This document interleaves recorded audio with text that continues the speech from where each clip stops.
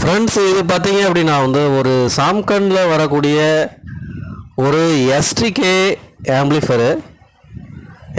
ஆம்பிளிஃபரு ஒரு நல்ல எஃபெக்டான ஒரு ஆம்புங்க. ப்ளூடூத்து, பென்ட்ரைவு, மெமரி கார்டு, ஒரு பெரிய டிஸ்பிளே கொடுத்துருக்காங்க. டிவிடி ஆக்ஸு எல்லாம் போட்டிருக்காங்க.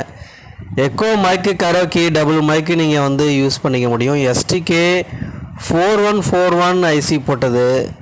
ஒரு நல்ல ஒரு குவாலிட்டியான தரமான சவுண்டு எஃபெக்டை நீங்கள் இதிலேருந்து எதிர்பார்க்க முடியும்.